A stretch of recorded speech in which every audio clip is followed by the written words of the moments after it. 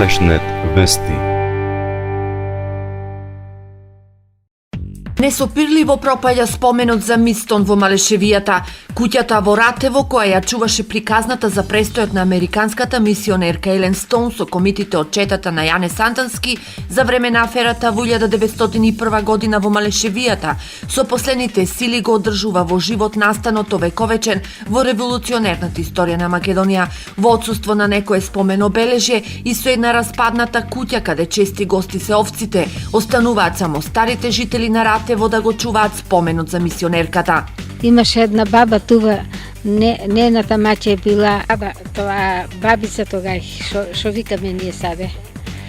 И она веле се тува разжало некое детето на таа американката. Та она туку викаше ќе доат парите од Америка, од тие маќа била бабица тогаш. Куќа е на 5-6 души, братучеде, братја, тие са 5-6 души. Не можа никој да купат, не се погодија они меѓу нив си, отие на многу души и каже да мора да паднат. Историчарите потврдуваат дека Мистон престојувала неколку дена во Малешевијата. Во станиците во еден период, во периодот 1901 година, значи декември месец, тие се наоѓаат и во Малешевските планини, тоест во Малешевското село Ратево, и токму во куќата на гаштарци се наоѓаат, биваат таму, седат околу неколку дена, меѓутоа и од таму мораат брзо да бегаат, меѓутоа селаните од село Ратево си ја имаат куќата како куќа во која живеел и во која еден дел од својот живот престојувала американката Мистон. Скендерски сепак не наоѓа документи за раѓањето на бебето на Катерина Цилка во Ратево.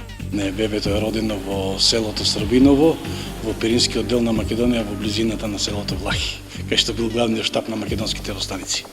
Многу пати се најавуваше и се зборуваше за иницијативи за обновување на овој спомен на Мистон во Ратево, но од тие иницијативи на дело нема ништо. Остануваат старите греди и срушените ѕидови на куќата молкум да сведочат за аферата која пред 112 години ги полнела насловните страници на европскиот и американскиот печат.